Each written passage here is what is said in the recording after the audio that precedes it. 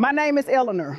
I am 70 years old, and for the past 2 years, I have been slowly disappearing. Not in a medical or metaphysical way, in a much crueler way. I am becoming invisible. People look right through me. They talk about me as if I were not in the room. They no longer ask for my opinion. They don't even see me. For 45 years, I was an architect. Not just an architect. I was a partner at one of Chicago's most respected firms. I designed skyscrapers that redefined the city skyline. I won awards. I gave lectures. When I spoke in a room, people leaned in to listen. My opinion was sought after, valued, often decisive. I was a black woman in a field dominated by white men. I had no choice but to have a voice. A strong, clear, unwavering voice. My voice built buildings. My voice won contracts. My voice shaped a generation of young architects. My voice mattered. Then at 68, I retired. It was my decision. I was tired. I wanted time with my husband, Bernard. I wanted to see my grandchildren. I wanted to read books that weren't about building codes. I thought I was retiring from my job. I didn't realize I was retiring from my existence. The invisibility didn't happen overnight. It was a gradual fading, a slow erasing of my presence. At first, it was small things, almost imperceptible. At a family dinner, my son-in-law was talking about the problems he was having with renovating his house. I started to offer a suggestion based on decades of experience. He interrupted me, not out of malice, but out of sheer inattention, and turned to my son to ask about a football game. I stood there, words stuck in my throat, feeling like a ghost at the dinner table. On another occasion, I was at an art gallery with my daughter. 2 women I knew from the world of architecture approached us. They greeted my daughter enthusiastically, asking about her work. They looked at me, smiled vaguely, and then turned back to my daughter, continuing the conversation. I was no longer Eleanor Vance, the award-winning architect. I was someone's mother, an accessory, a backdrop. But the moment that really broke something inside me happened 6 months ago. My old firm was receiving an award for a project I had led before retiring. I was invited to the ceremony as a guest of honor. I was seated at a table with the young partners who had taken over. The award presenter began talking about the project, praising its vision, its innovation. And then he said, "We would like to thank the team at Vance and Associates for their incredible work." He didn't mention my name, not once. Me, the woman whose name was still on the door. Me, the woman whose vision they were celebrating. I had been erased from my own history. That night, sitting in the car next to Bernard, the silence was heavy. He took my hand. "I saw what happened, Ellie," he said softly, and I broke down. Not with tears, but with a cold, cutting anger. "They don't see me anymore, Bernie," I said, my voice shaking. "It's like I died and nobody told me." In the next few minutes, I'm going to tell you about that slow death. I'm going to tell you what it's like to be a 70-year-old woman in a world that only values youth and novelty. And I'm going to tell you how I decided that I'm not going to disappear in silence. If they don't see me, I'll make them hear me. Because my voice has built skyscrapers, and I refuse to let it be demolished by time. To understand the depth of this invisibility, you need to understand the visibility that preceded it. I grew up in a time and place where a young black woman shouldn't dream of becoming an architect. But I dreamed, and I fought. I fought to get into the best schools. I fought to get my first job. I fought to have my ideas heard in rooms full of men who thought I was there to serve coffee. I remember my first big presentation. I was 28 years old. I had worked for weeks on a design for a new community center. I knew every line, every measurement, every material. But when I walked into the meeting room, the client, a wealthy white man in his 50s, looked at me and said to my boss, "I didn't know you were bringing your secretary." My boss, to his credit, was horrified, but I didn't flinch. I looked at the client and said, "I'm not the secretary, I'm the architect. And if you give me 10 minutes, I'll show you why my design will change this community." 10 minutes turned into an hour. And in the end, he not only approved the design, but became one of my biggest advocates. That day taught me a crucial lesson. My presence was a statement. My voice was a weapon.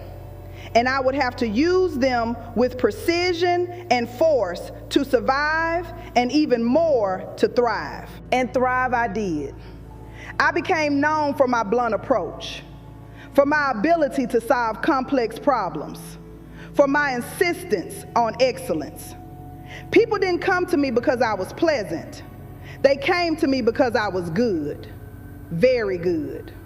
My opinion was like a rock, solid, reliable, sometimes harsh, but always grounded in knowledge and experience. I was the person you called when your project was in trouble. I was the person who found the flaw in the design that no one else could see. I was the person who walked into a meeting room and with a few questions changed the entire direction of a conversation. I wasn't loved by everyone, but I was respected by everyone. My visibility was undeniable. And then I retired, and the transition was brutal. Because retirement for a woman like me is not just the loss of a job, it's the loss of a platform. It's the loss of the stage where my voice was amplified. At home with Bernard, I was still Eleanor. But in the outside world, I became an anomaly, an old woman. And in our culture, old women are seen as one of two things: sweet, harmless grandmothers, or bitter, annoying old ladies. There is no category for powerful, relevant old woman. That category simply does not exist. I began to notice it everywhere. Waiters in restaurants asked Bernard what she would like to order. Doctors talked to my children about my health as if I weren't there. People on the street bumped into me without apologizing. It was a constant series of microaggressions, each one a small cut, each one saying the same thing: you don't matter. You are invisible. The incident at the award ceremony was just the culmination of thousands of these small cuts. It was the moment I realized it wasn't just my imagination, it was real. I had been stripped of my status, my relevance, and therefore my visibility. And the anger I felt that night was an awakening. It was the return of that 28-year-old who refused to be called a secretary. It was the voice inside me saying, "No, I won't take this." That night, I told Bernard, "I've spent my whole life fighting to be seen. I'm not going to stop now." And that's when I started to formulate a plan not to go back to work, but to reclaim my voice, to force the world to see me again, not as the architect, but as Eleanor, a 70-year-old woman with a lifetime of wisdom, experience, and yes, an opinion that still matters. The first step was analysis. I had to understand the nature of this invisibility. It wasn't personal, No one was consciously trying to erase me. It was systemic. It's what our culture does to older women. We put them in a box labeled retired, grandmother, darling, and forget that they were once warriors, leaders, innovators. They become the wallpaper of life, pleasant to have around, but rarely noticed. I realized that by retiring, I had voluntarily surrendered the tools of my visibility, my title, my office, my platform. I had become complacent, expecting that the respect I had earned would follow me into retirement. But respect, I learned, is not a lifetime award. It's rent you pay every day, and I had stopped paying. This analysis was painful. It meant admitting my own complicity in my disappearance. But it was also liberating, because if I was part of the problem, I could be part of the solution. I was not a passive victim of aging. I was an active agent who had withdrawn from the game, and I could choose to play again. The second step was strategy. I couldn't go back to being a partner at my old firm, and I didn't want to. I needed a new platform, one that was mine, one that couldn't be taken away from me. I thought about what I had. I had 45 years of knowledge about architecture, design, and leadership. I had a network of contacts that spanned the entire country, and I had a story to tell. A story about being a black woman in a field of white men. A story about power, resilience, and now about the fight against invisibility. I decided to start writing. Not a memoir, not yet, but a blog. A place where I could share my opinions. About architecture, yes, but also about aging, about purpose, about how to remain relevant in a world obsessed with youth. The name of the blog came to me immediately, Still Building, because that's what I was doing. Still building my life, my identity, my voice. Starting the blog was technically challenging. I had to learn about platforms, about design, about how to promote my post, but it was incredibly empowering. Every post I wrote was an act of self-affirmation. It was me saying, I'm still here. I still have something to say. The third step was action. Writing the blog wasn't enough. I needed a physical presence. I needed to be in rooms with people again, but this time on my own terms. I started looking for mentoring opportunities. I contacted the local architecture school and offered to mentor young students, especially women and students from minority backgrounds. I wanted to give them what I didn't have. Someone who looked like them, who had walked the path, and who could tell them that they belonged. My first mentoring session was with a brilliant young black woman named Maya. She was talented but insecure. She was overwhelmed by being the only person like her in her classes. We sat in the cafe, and I told her the story of being called a secretary. Her eyes widened. That really happened? She asked. Yes, I said, and it will happen to you in different ways, but you can't let it define you. Your voice is your most important tool. Use it. At that moment, I felt something I hadn't felt in a long time. I felt my relevance return. Not because I was designing a building, but because I was helping to build a person. I was passing on my wisdom, my strength. I was being seen again, not as a relic of the past, but as a bridge to the future. The fourth step was amplification. My blog started to gain traction. My posts were shared. People started commenting, asking questions. One day, I received an email from a national architecture conference. They had read my post about the invisibility of older women in the profession. They invited me to give a talk. I hesitated. Public speaking was something I did as part of my job, but this was different. This was personal. But then I thought of Maya. I thought of all the other young women who needed to hear this message, and I accepted. Stepping onto that stage was like coming home. But this time, I wasn't talking about concrete and steel. I was talking about dignity and respect. I told my story, the story of being seen and then not being seen. And when I finished, the entire room stood up. Thunderous applause. And it wasn't applause for a project. It was applause for a truth that many people in the room, men and women, young and old, felt in their own bones. The fifth and final step is continuation. This fight is not over. It is a daily practice. There are days when I still feel invisible. There are days when laziness sets in, and the urge to simply disappear into obscurity is strong. But then I remember the feeling of that ovation. I remember the look in Maya's eyes, and I continue. I keep writing. I keep mentoring. I keep speaking. I have learned that visibility is not a permanent state. It is a verb. It is an action. It is the choice to stand up, to speak, to get involved. It is the refusal to accept the narrative that society writes for you. It is the insistence on writing your own. So, if you're feeling invisible, if the world has stopped asking for your opinion, I see you.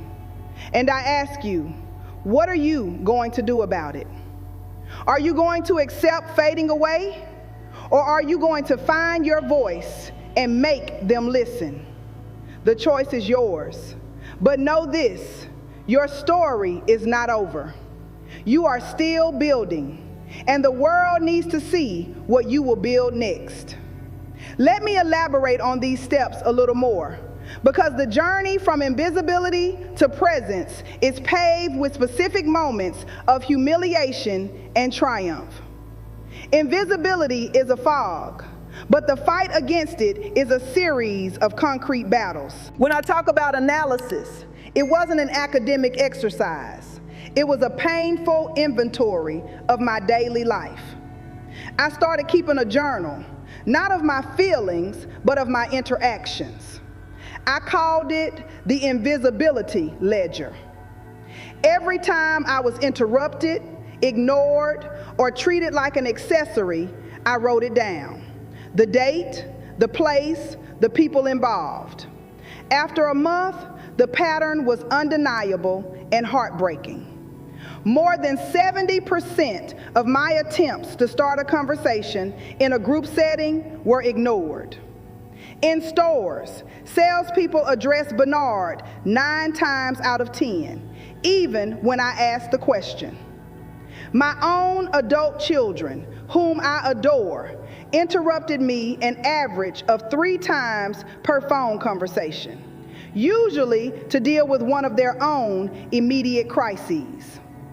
Seeing it in black and white was devastating. It was no longer a vague feeling, it was data. And it gave me the cold clarity I needed. I wasn't being overly sensitive. I was being systematically erased.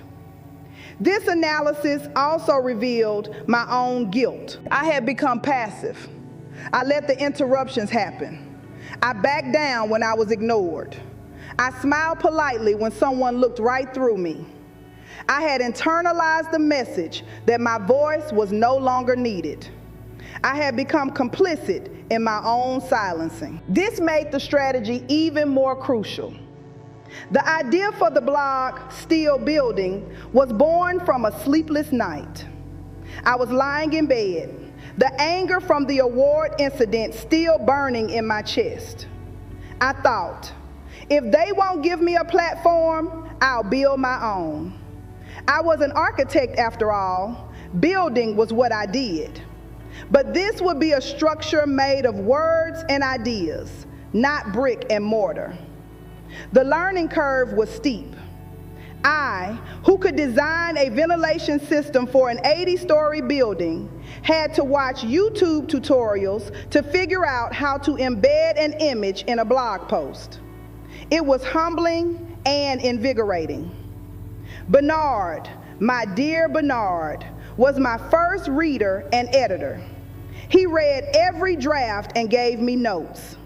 "Stronger here, Ellie," he would say. "Be more personal here."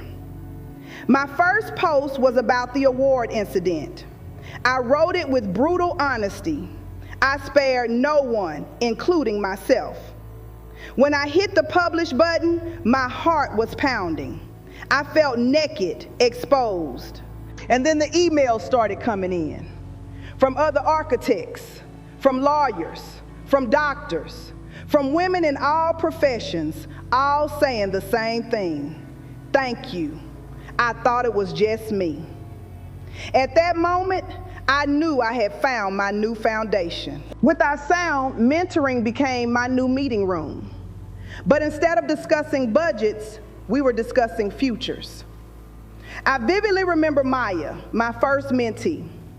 She came to our first meeting with an impeccable portfolio and a defeated posture. She told me that in a critique of her project, a professor said her work was too emotional. "What does that mean?" she asked me, frustration in her voice. I looked at her drawings. They were beautiful, full of life, color, humanity. "It means you're doing it right," I told her. "Architecture without emotion is just construction. Don't let them turn you into a box builder. Your emotion is your strength. It's your voice. Use it, make it louder." Seeing her sit up straight in that chair, seeing the conviction return to her eyes, was more rewarding than any award I've ever won. I wasn't just teaching her to be an architect. I was teaching her to be a force. And in doing so, I was reminding myself how to be one too. That led to amplification. The lecture at the conference was a turning point. I worked on that speech for weeks. I practiced it for Bernard, for my plants, for my reflection in the mirror. I knew I had 15 minutes to make 45 years of experience and a lifetime of struggle count. When I took the stage, the room was full, thousands of faces, and I was terrified. But then I saw some young women in the front row, including Maya, who had traveled to see me, and I anchored myself to them. I didn't speak from a script. I spoke from my heart. I spoke about the duality of being a rock and a ghost, about the irony of designing buildings that will last for centuries while feeling like you yourself are disappearing. I ended with an appeal. Look around this room, I said. Look at the older women among you. They are not relics. They are libraries, full of stories, wisdom, warnings. Open those books. Ask for their opinions. And if you are one of those women, stop waiting to be read. Open your own pages. Speak your truth. Because the history of architecture and the history of the world is incomplete without you. The ovation that followed was a roar. It was a sound of recognition, of validation, of a collective awakening. In that moment, I was not invisible. I was a beacon. And that brings us to continuation. Because a beacon needs to be maintained. It needs fuel. It needs to be polished. The fight against invisibility is not a battle you win once. It is a war of attrition that you fight every day. There are days when I wake up and the fog of irrelevance is hanging over me. There are days when a careless comment from a loved one hits me with the force of a punch. On those days, it's tempting to retreat, close the curtains, and accept the silence. But then I open my laptop. I read the comments on my blog. One from a 65-year-old woman who decided to go back to law school. Another from a 72-year-old man who started a mentoring group for young entrepreneurs. And I remember that my voice is no longer just my own. It has become part of a chorus of older people who refuse to be silenced. And for them, for myself, I carry on. I write another post. I schedule another mentoring session. I accept another invitation to speak. I choose again and again to be seen because I have understood the ultimate truth. Visibility is not granted, it is earned. And it is reclaimed every day with every word we dare to speak. Retirement may have taken away my title, but it gave me a new mission: to ensure that no other library is left to gather dust on the shelf. And that is a structure I intend to build to last. Let's revisit that family dinner. It was a Sunday. The whole family was there. My son, his wife, my daughter, her husband, and the grandchildren running around. The air was thick with the smell of roasted chicken and the chaotic, beautiful noise of a family gathered. My son-in-law, Mark, a man I genuinely like, was lamenting the cost of adding a second story to his house. The contractor is telling me we need to replace all the main floor joists, he said, shaking his head. It's going to add $50,000 to the budget. My mind immediately went to work. I could see the blueprints in my head. I knew his house, a classic Chicago bungalow. You might not have to do that, Mark, I began, my voice calm and measured. The joists in those bungalows are typically old-growth timber. They're incredibly dense. You could probably sister them with engineered lumber at a fraction of the cost. You just need to get an engineer to sign off on the load calculation. I was in the middle of explaining the specifics when my own son, David, clapped Mark on the shoulder. 50 grand? That's almost as much as the Bears are paying that new quarterback who can't even throw a spiral. Did you see that game last week? And just like that, the conversation pivoted. Mark, his home renovation forgotten, launched into a tirade about the Bears. My daughter joined in. The moment was gone. I was left holding my architectural knowledge like a useless party favor. I looked across the table at Bernard. He gave me a small, sad smile. He had seen it. I took a slow sip of my wine, the taste turning to acid in my mouth. It wasn't just that they had changed the subject, it was the ease with which they did it. My contribution wasn't even acknowledged enough to be dismissed. It simply hadn't registered. I felt a hot flush of shame, as if I had committed a social faux pas by trying to be myself. Later that night, as Bernard and I were getting ready for bed, he brought it up. You were right about the joist, you know, he said, folding his pants over a chair. That's a good solution. It doesn't matter if I was right, Bernie, I said, my voice flat as I brushed my hair. It matters that I was silent. I was rendered silent. They don't do it on purpose, Ellie, he said, a familiar refrain. They're just caught up in their own lives. Is that supposed to make me feel better? I snapped, turning to face him. That my own children are so self-absorbed that their mother, a woman who ran a multi-million-dollar company, has become background noise? I am not background noise, Bernard. I am the goddamn symphony. The outburst surprised even me. It was the first time I had given voice to the sheer indignation of it all. Bernard came over and put his hands on my shoulders. I know, he said, his eyes meeting mine in the mirror. I know you are, but they've forgotten the music. You have to remind them how to listen. His words stayed with me. Remind them how to listen. That became a quiet mantra. It fueled the blog, it fueled the mentoring. With Maya, our sessions became less about technical advice and more about strategic presence. I taught her how to command a room. Never stand in the corner, Maya, I told her. Plant your feet in the center. When you speak, project from your diaphragm, not your throat. Don't end your sentences with an upward inflection as if you're asking a question. You are making a statement. Own it. One day, she came to our session buzzing with energy. She had been in a design review with a group of male colleagues who kept talking over her.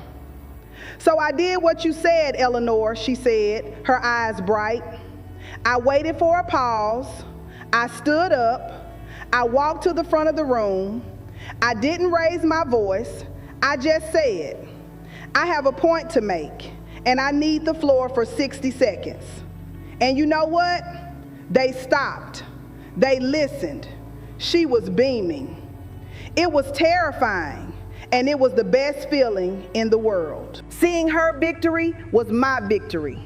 It was proof that these strategies weren't just theories. They were tools, and they worked.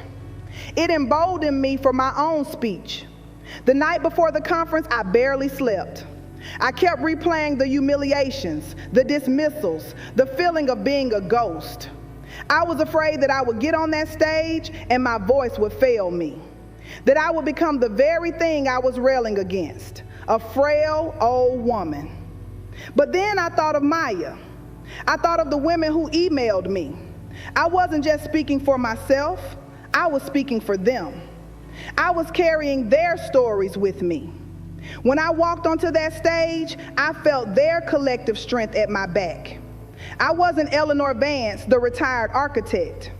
I was the vessel for a truth that needed to be spoken. After the speech, a young man, an architect in his early 30s, approached me. Ms. Vance, he said, his eyes earnest, I need to apologize. I've been that guy in the room. I've interrupted, I've dismissed, I've looked at older colleagues, men and women, and thought, their time is past. I never considered what that felt like. Your speech, it was a gut punch. Thank you, I'll do better. That, more than the standing ovation, was the true measure of success. It wasn't just about empowering the silenced. It was about educating the silencers. It was about reminding them how to listen. The work is not done. It will never be done. The world will always try to put you in a box, to label you, to diminish you, especially as you age.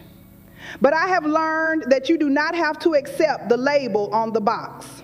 You can rip it off. You can redesign the box, or you can decide you don't want a box at all. You can choose to be a skyscraper, visible from miles away, a permanent part of the skyline. My name is Eleanor.